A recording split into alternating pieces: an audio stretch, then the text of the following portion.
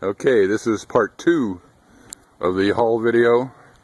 This is just a bunch of stuff I went to on Saturday. I usually do garage sales, and I happened to pick up a couple of estate sales, which I normally avoid because the prices are generally too high for flippers, but I thought I'd give it a shot, and I think I hit a gold mine here. So we got a bunch of stuff. We got several bags and boxes full. Pretty cool stuff. Something I've always kind of wanted was one of these guillotine paper cutters. Comes in handy for cutting up labels and stuff if you want to print on plain paper. That should be fun. I haven't priced any of this stuff yet, but it should go out pretty well.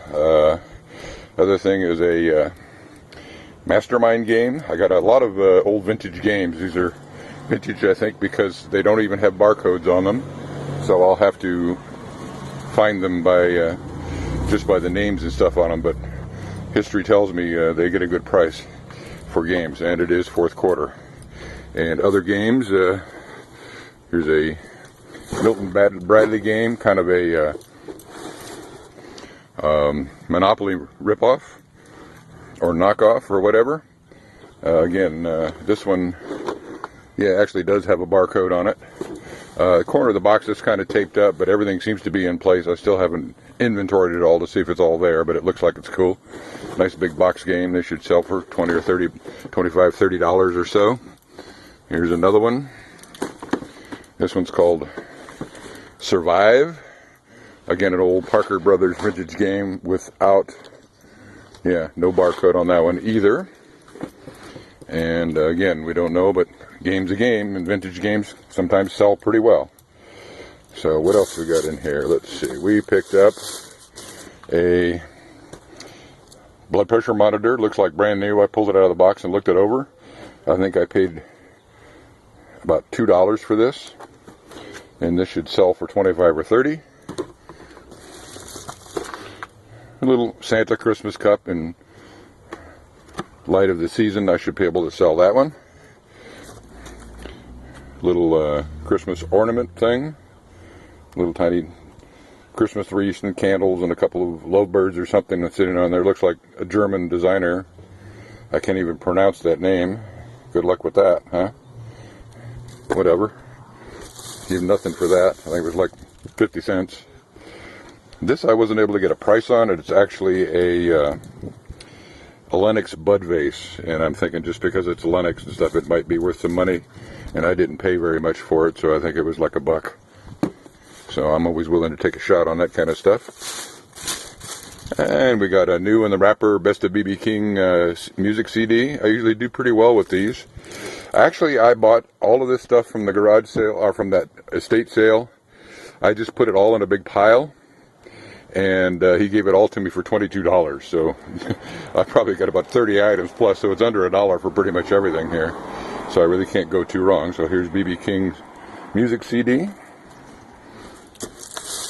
And here is a expandable silver-plated trivet.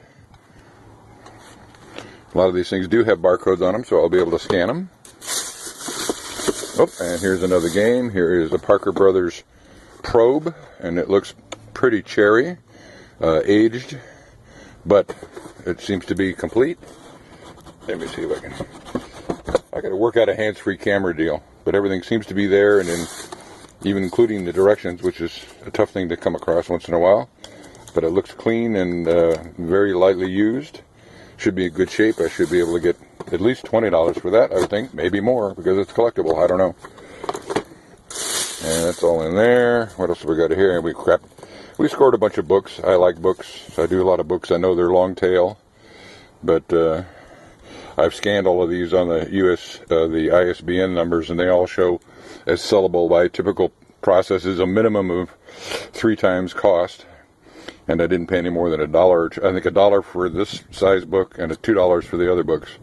So that's an acceptable risk as far as I'm concerned. Let's see what else we got in here. Here's a very nice Van Gogh's Gardens book. And we got an illustrated Hints and Tips and Household Skills book. All in very, very good condition. A little riffling on the dust jacket, but the book inside is cherry. Oh, just an extra bonus. These all came in the package. They were supposed to be $3, but I got it as part of that $22 package because I just piled everything together. Sheet protectors, and people wonder, what do you use these for? Well, I found out you can use these to pack stuff, and you just seal them with the impulse sealer, and they make good packing for larger size stuff like a book or something like that if you want to wrap it up. So I've started using those a lot. And here we have a Atlas of Shipwrecks. The book itself is in cherry condition. A little tear on the dust jacket over there, as you can see. And then another one here. Sandrine's Paris. This one I think scanned out as a high value, and it's in very good condition. Tiny bit of shelf wear. And then the last book I have here is hard to get them out of there. A book about Las Vegas then and now, old days Vegas and new days Vegas. What did it look like in whenever 1911? And this is the same place in the 80s. I think this is the part of Las Vegas where they have that big covered arcade that covers the street and has all the light show on it. That's pretty cool if you've ever seen it. Alright, put that back in there. Move on to another box. Some of this stuff back.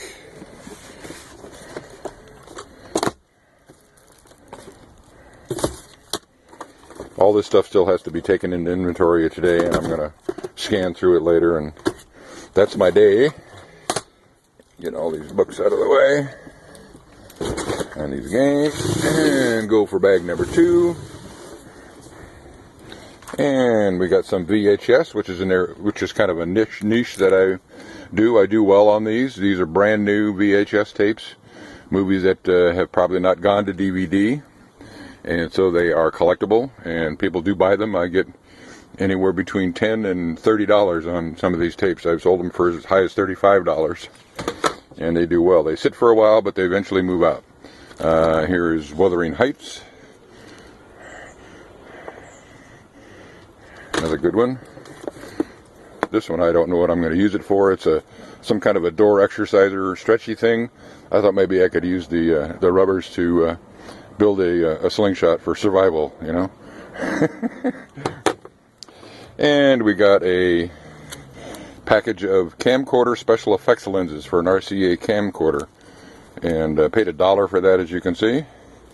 And it's got a whole package of different kinds of lenses here. If I can get this to open up, it looks like 6 different kind of lenses and filters and vignettes and all that kind of stuff to go on a camcorder. And sometimes collectible camera stuff like this, accessories, can be worth a lot of money. I expect I should be able to get $15 or $20 for that. And I picked up a Polaroid 600 camera with a film pack in it, actually. I haven't tried it yet to see if it works. And I paid $2 for that. I think I can make money on that. And there's another book, another really pretty coffee table book called Kauai Lagoons. Again, only a couple of dollars for that. And some kind of a doorknob exerciser pulley thingy from Bally Total Fitness. Whoops, get the picture better here. Alright, some of this stuff back inside the bag here.